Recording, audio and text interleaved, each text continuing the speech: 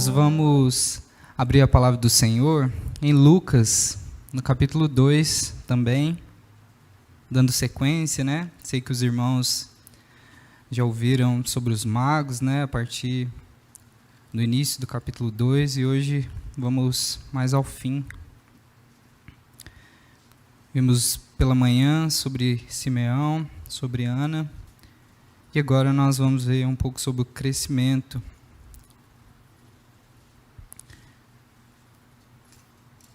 A mensagem continua após o aniversário. Jesus cresceu, Jesus desenvolveu fisicamente, intelectualmente, e esse texto fala sobre isso, sobre o crescimento de Jesus. Vamos ler juntos, do versículo 39 ao versículo de número 52, Lucas capítulo 2, do 39 ao 52. Leiamos. Cumpridas todas as ordenâncias, segundo a lei do Senhor, voltaram para a Galileia, para a sua cidade de Nazaré. Crescia o menino e se fortalecia, enchendo-se de sabedoria, e a graça de Deus estava sobre ele. Ora, anualmente iam seus pais a Jerusalém para a festa da Páscoa. Quando ele atingiu os 12 anos, subiram a Jerusalém, segundo o costume da festa. Terminados os dias da festa, ao regressarem, permaneceu o menino Jesus em Jerusalém, sem que seus pais o soubessem. Pensando, porém, estar ele entre os companheiros de viagem, foram caminho de um dia, e então passaram a procurá-lo entre os parentes e os conhecidos. E, não o tendo encontrado, voltaram a Jerusalém à sua procura. 3 dias depois, o acharam no templo, assentado no meio dos doutores, ouvindo-os e interrogando-os. E todos os que o ouviam, muitos se admiravam da sua inteligência e das suas respostas. Logo que seus pais o viram, ficaram maravilhados, e sua mãe lhe disse: Filho, por que fizeste assim conosco? Teu pai e eu, aflitos, estamos à tua procura. Ele lhes respondeu: Por que me procuráveis? Não sabieis que me cumpria estar na casa de meu pai? Não compreenderam, porém, as palavras que lhes dissera. E desceu com eles para Nazaré, e era-lhes submisso. Sua mãe, porém, guardava todas essas coisas no coração. E crescia Jesus em sabedoria, estatura e graça diante de Deus e dos homens. Vamos orar mais uma vez? Senhor nosso Deus, nós suplicamos, pedimos que o Senhor fale ao nosso coração, que o Teu Santo Espírito comunique, Senhor, a Tua palavra, e que, de fato, nosso coração se enche de Ti. Nós oramos, Senhor, e pedimos crescimento, em nome de Jesus. Amém. O que aconteceu, então, após o Natal? Nós ouvimos tanto, né, até o dia de hoje, sobre Natal. Se você acessou as suas redes sociais, com certeza você teve contato com mensagens de Natal. Mas o que acontece após aquele dia, aquela noite santa, após a visita dos pastores, depois, né, de algum tempo também a visita dos magos? Existe muito a ser dito, mas pouco registrado. O que foi registrado para nós foi o necessário para que crescêssemos, que as promessas do Senhor se cumpriram em Jesus.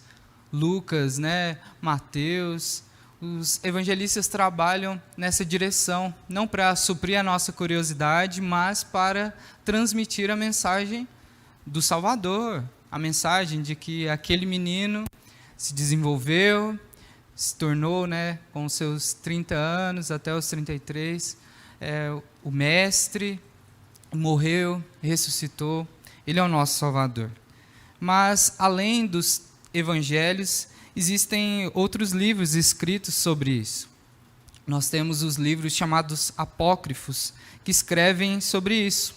São mais ou menos 140 livros apócrifos, e oito deles escrevem sobre o menino Jesus. Nós vamos agora, então, nesse início, observar um pouco desse paralelo entre o relato de Lucas e o relato desses outros livros, né, que não são inspirados por Deus, mas que também tratam do nascimento de Jesus. Vamos abrir lá em Lucas capítulo 1, os primeiros versículos, do versículo 1 ao versículo 4. Lucas fala sobre o seu propósito em escrever essa história. O texto diz assim, Lucas 1, do 1 ao 4. Visto que muitos houve que empreenderam uma narração coordenada dos fatos que entre nós se realizaram, conforme nos transmitiram os que desde o princípio foram deles testemunhas oculares e ministros da palavra, igualmente a mim me pareceu bem, depois de acurada investigação de tudo desde sua origem, dar-te por escrito, excelentíssimo Teófilo, uma exposição em ordem, para que tenhais plena certeza das verdades em que foste instruído. Eu vejo então que o escrito de Lucas vem para cooperar. Ele está coordenado com os outros evangelhos que já haviam sido escritos, né? Ele vem para transmitir a mesma mensagem. Enquanto que nos livros apócrifos existe uma intenção independente. Por exemplo, existe em um dos livros apócrifos um Jesus agnóstico. Existia um grupo de pessoas, né, que tinham contato com o cristianismo, que não acreditavam que Jesus era de carne e osso. Ele era como um espírito, ele era alguém iluminado diferente de nós. Não é o evangelho, é um Jesus fabricado, que vai contra, né, o que foi escrito pelo apóstolo João. Que o verbo se encarnou, ele viveu entre nós. Então, nós vemos essa diferença. Existe um texto, um relato que é independente, que está desconectado ao que é bíblico, né? Ao que está registrado nos profetas, e existe esse relato, como também dos outros 3 evangelistas, que está coordenado. Além disso, eu observo que o texto de Lucas é narrado. É isso que ele diz. Eu quis narrar. E quando nós vamos narrar, não sei se os irmãos, nesse momento de Natal, leram, né, histórias para as crianças, mas quando nós vamos narrar, nós temos uma intenção. Eu vou falar sobre essa parte da história, eu vou falar sobre essa outra parte, que é o ápice, e então o Felizes para Sempre nas histórias, né, ou o momento, a batalha final em outras histórias. Existe uma intenção ali de narrar, de contar. É isso que nós observamos no texto de Lucas. Existe um momento, depois outro momento, e é interessante como que está coordenado o que Mateus escreveu com o que Lucas escreveu. Em Mateus 2 e Lucas 2, nós vemos a mensagem passando por Belém, pelo Egito, e agora Jesus em Nazaré, em seu crescimento. Nos livros apócrifos, isso não acontece. Não há uma intenção de transmitir a história, mas de transmitir curiosidades. Existem alguns livros que falam que Jesus era um menino bonito, outros falam que ele era travesso, ele ajudava nas tarefas domésticas, ele liderava orações e jejuns, quando ele dormia, o seu corpo brilhava, ele transformou meninos em ovelhas, brincando, ele ressuscitou aves, talvez você já viu isso na sessão da tarde, no filme sobre Jesus. Isso não é bíblico. Isso é invenção, isso não é narrado, isso é inventado para suprir lacunas que intencionalmente o Senhor nos deixou.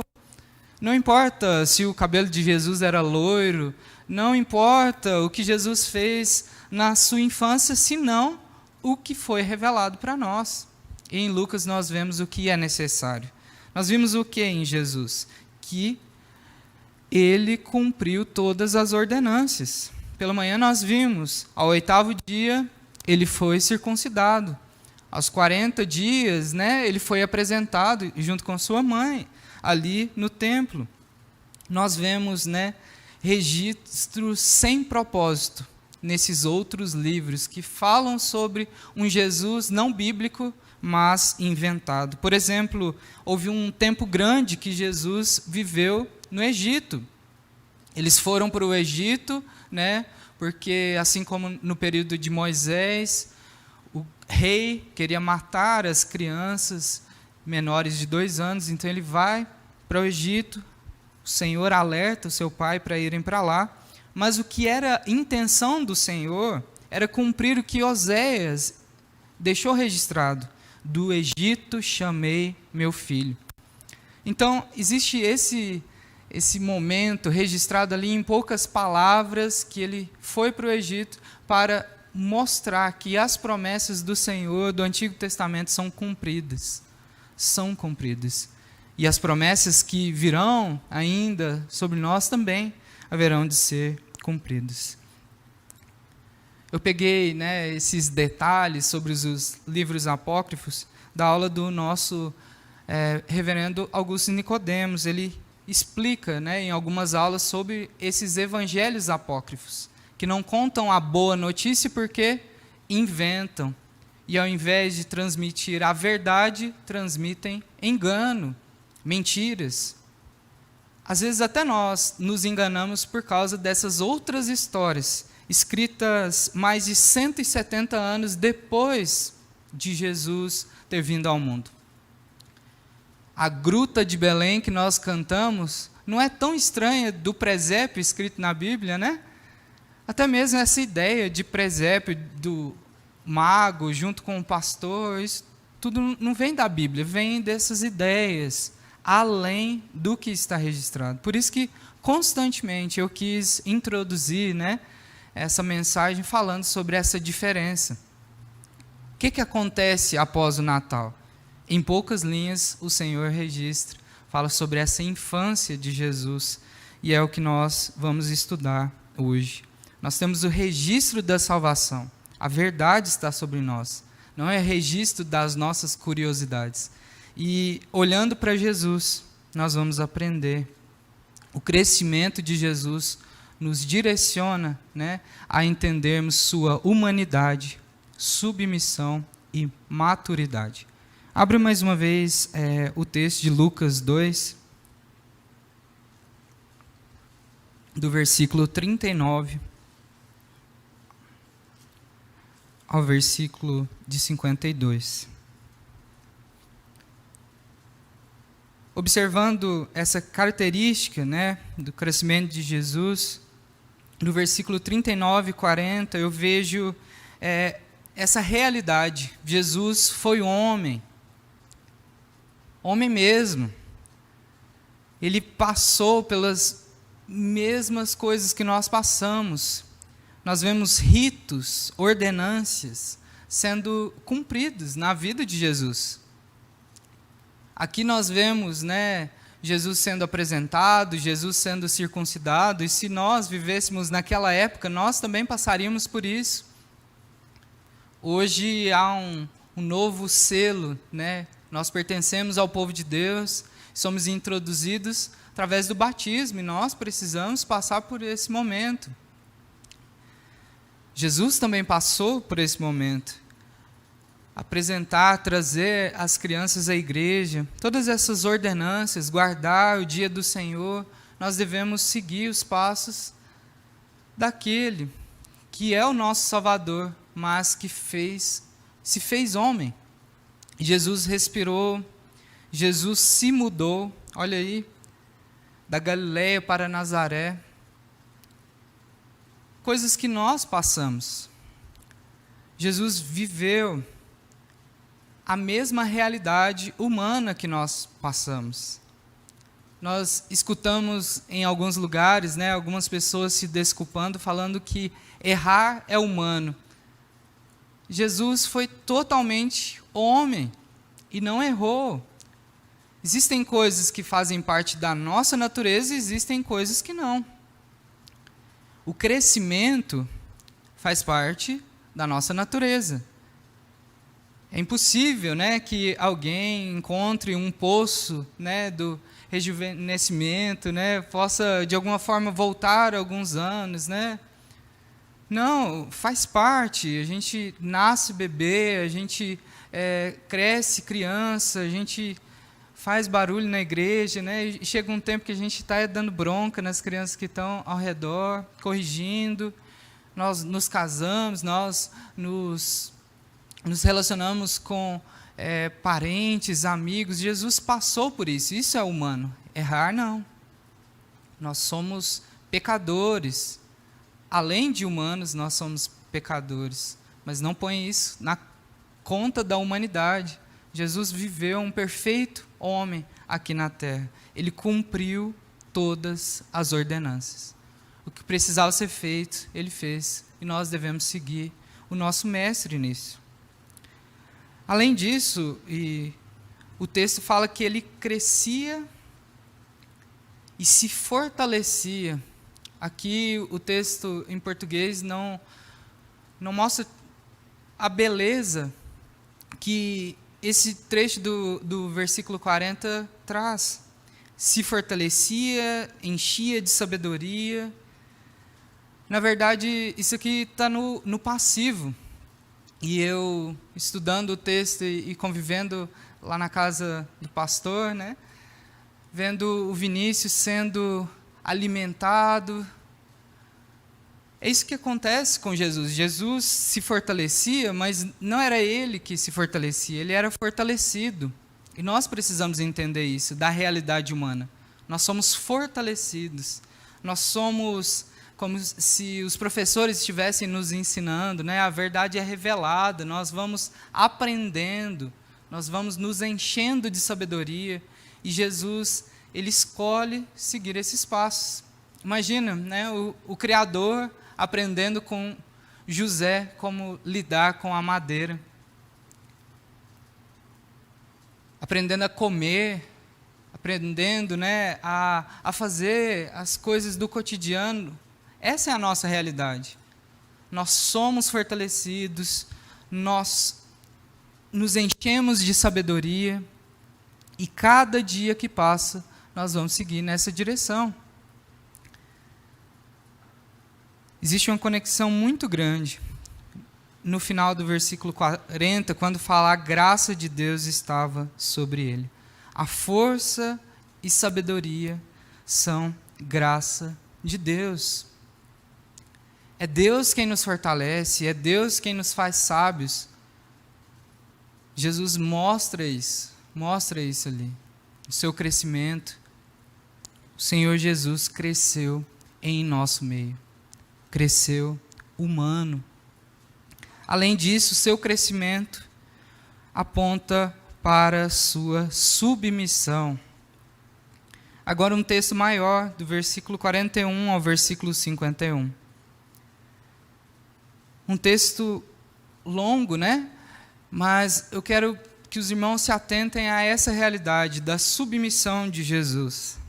A festa é a festa dos pais. Jesus participa ali, mas a festa é dos pais. Iam seus pais a Jerusalém para a festa da Páscoa. E aí ele faz 12 anos. Eu não sei quantos adolescentes tem aqui, mas chega um momento da vida em que a festa dos nossos pais torna a nossa festa. Eu não vou ao culto porque os meus pais estão me obrigando, me levando, mas porque é o meu Deus, porque eu quero festejar. Nós tivemos agora, próximo Natal. Existem pessoas que não gostam de festa, né? E olham o Natal de uma forma meio a afastar as festas, mas isso faz parte da nossa realidade. E quando nós, nos inserimos à autoridade de outros, quando nós estamos juntos ali, não sendo o alvo da festa, mas festejando juntos, nós nos aproximamos do que Jesus fez ali. Jesus também estava, e nós olhamos nesse texto, entre parentes, amigos e doutores. Ao mesmo tempo que Jesus era Deus, ele tinha aquelas pessoas que eram responsáveis por ele ali. O menino, o adolescente Jesus, crescendo e recebendo ordens, recebendo cuidados. Ele vivia, nas costas de gigantes, seu pai, sua mãe, talvez avós. Aqui o texto não fala sobre parentes, sobre conhecidos que estavam ali e tinham autoridade sobre ele a tal ponto de Maria nem se preocupar. Isso acontece às vezes na igreja, É o momento em que eu vejo minha avó, então deixa eu sentar com a minha avó e vai lá com a tia, com o tio. Existem outras pessoas, o pastor, os líderes da igreja. Nós somos um só povo. Jesus viveu também com esse entendimento, que ele estava na mesma direção dos profetas, na mesma direção, de Moisés, da lei do Senhor. Ele não veio para rejeitar a autoridade, ele não veio para afastar o que já tinha sido feito. Esse ímpeto que nós jovens temos, de criticar o que os mais velhos já fizeram. Nossa, essa igreja não precisava ter sido construída dessa forma.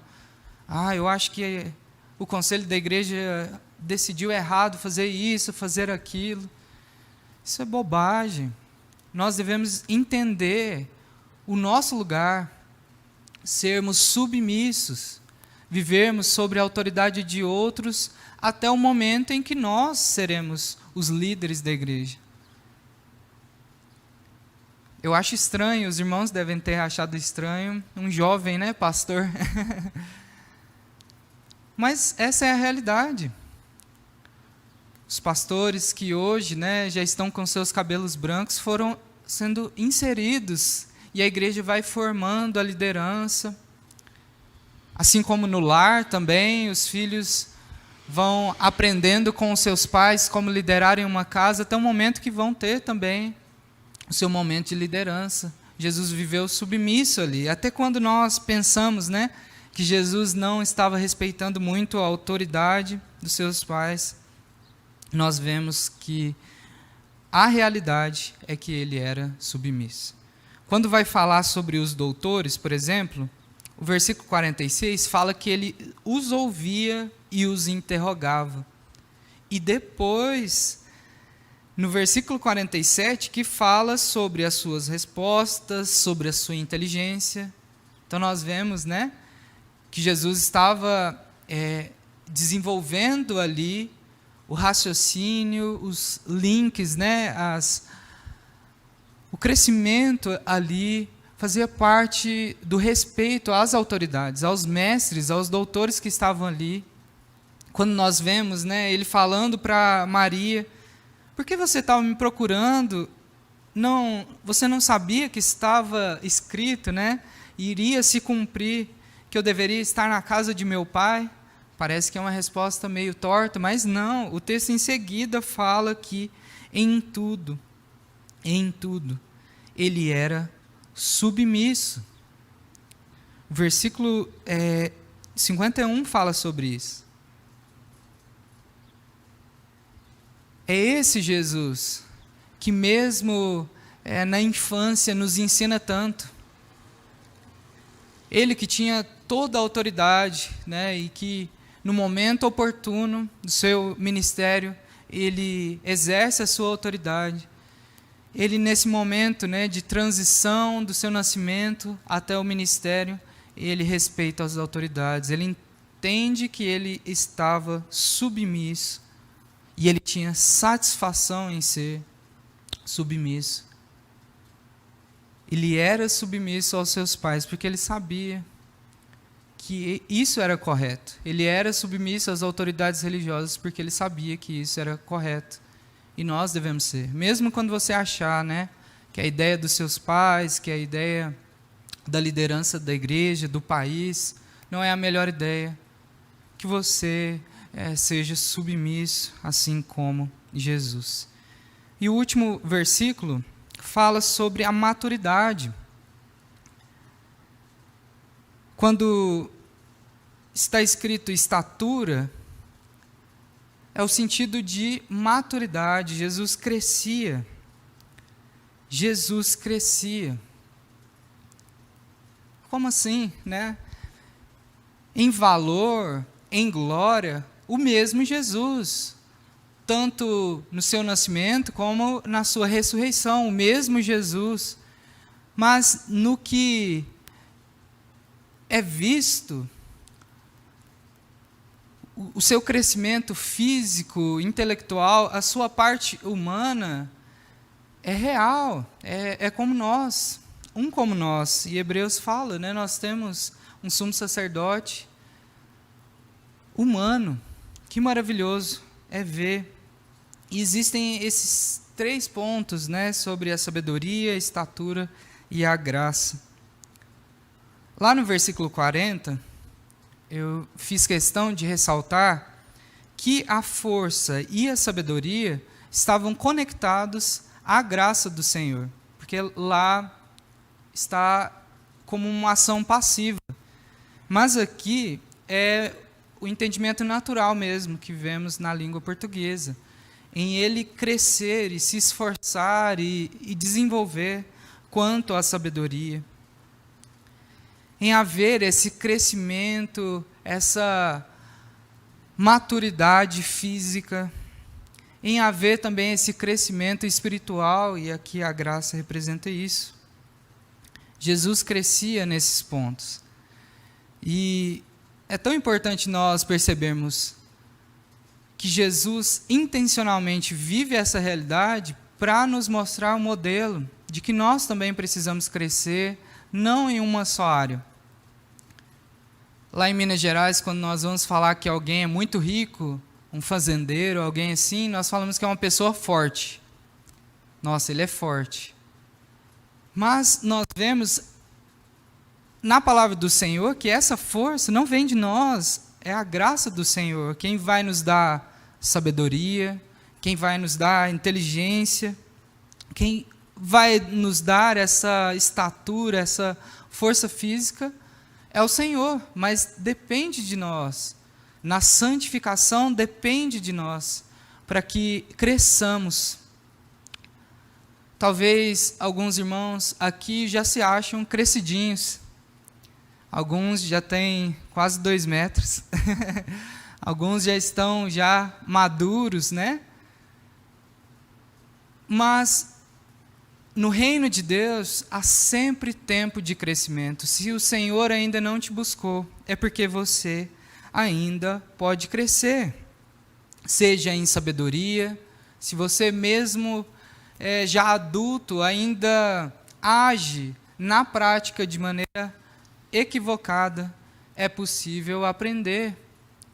É possível ter sabedoria, se você não teve oportunidade, né, por causa do trabalho, em alguns momentos, de ler a palavra do Senhor, aproveite esse momento. Leia a palavra do Senhor. Desenvolva o que o Senhor tem dado a você. Cresça no Senhor. O que deve acontecer, então, após o Natal? Olhando para esse texto que mostra que Jesus cresceu diante de Deus e diante dos homens, eu quero que você traga para a sua vida.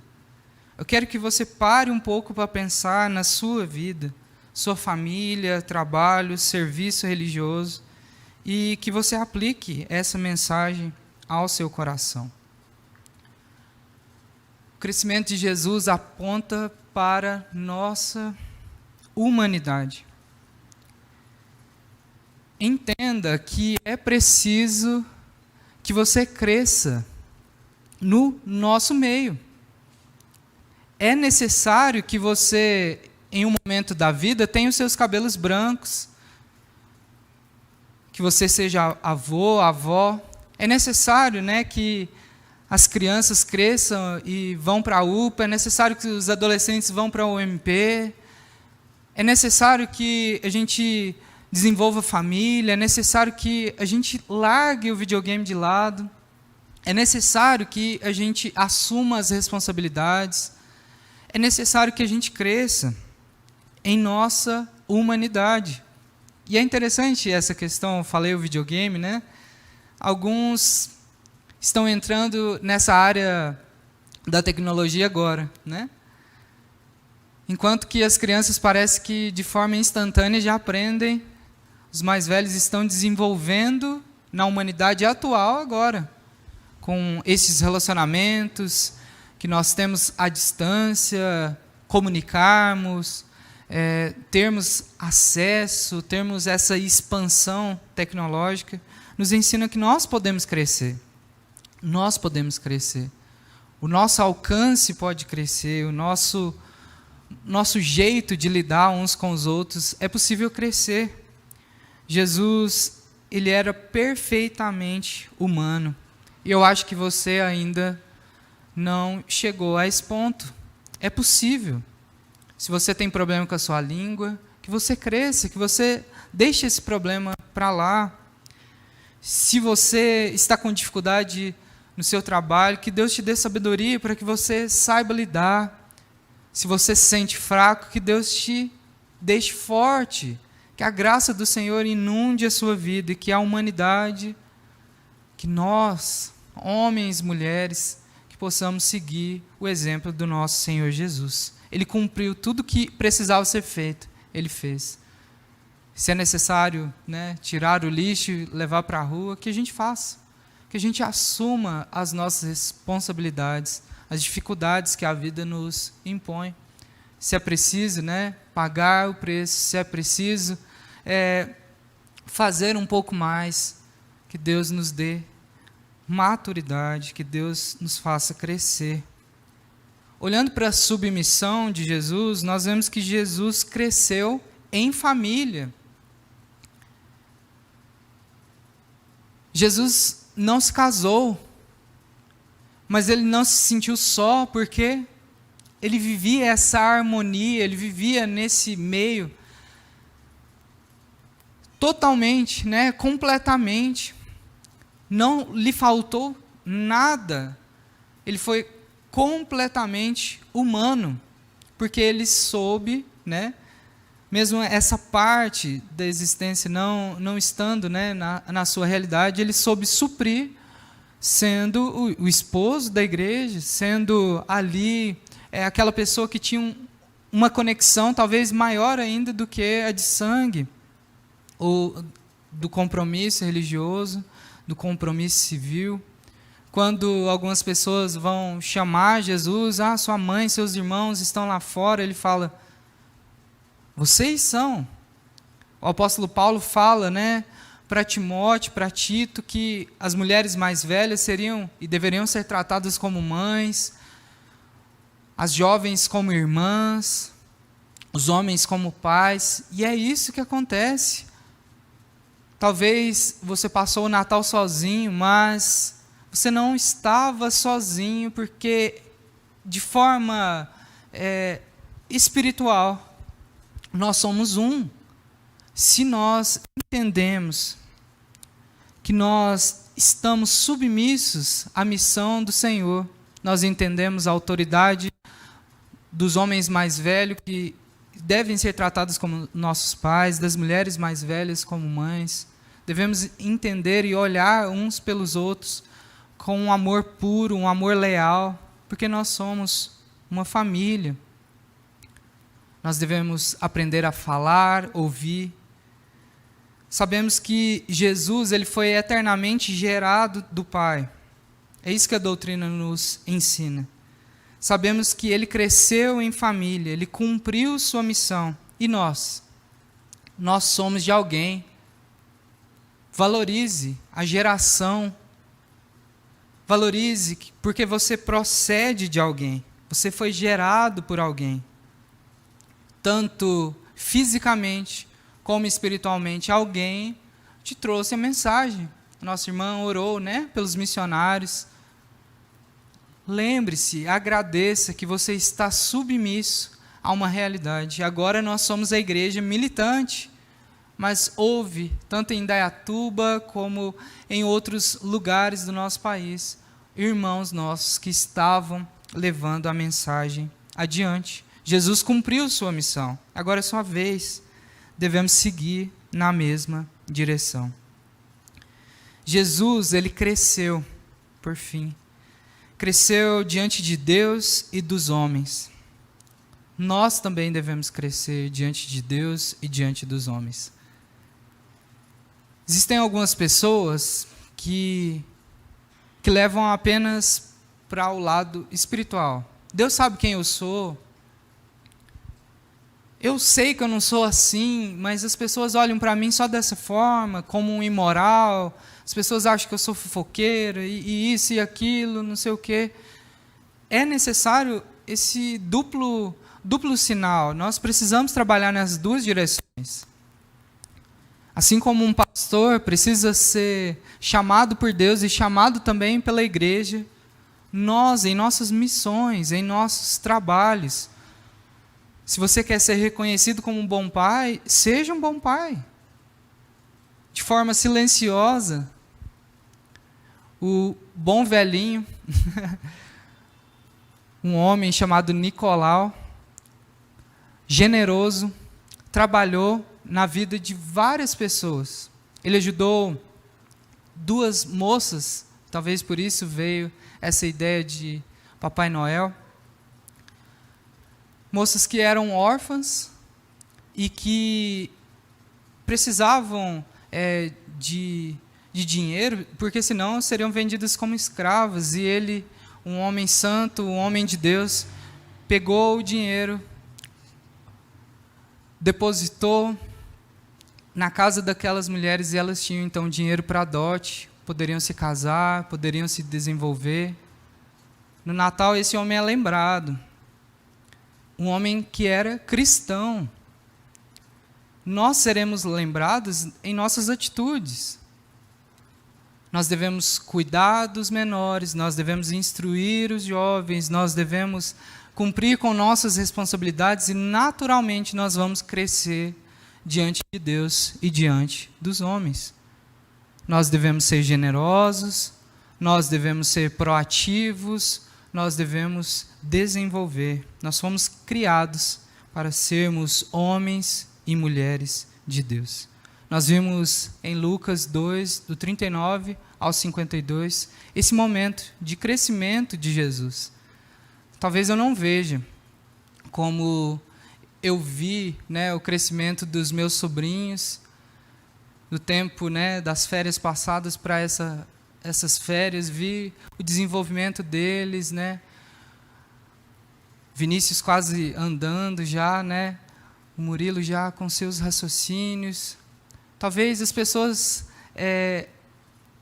não consigam perceber porque estão distantes, mas que aqueles que estão ao seu redor, os mais próximos, que a cada ano, que a cada Natal eles percebam que você tem crescido na palavra do Senhor, que você tem desenvolvido os seus dons, que você, cada dia mais, é um melhor servo, uma melhor serva do Senhor Jesus. Há tempo, existe vida após o Natal.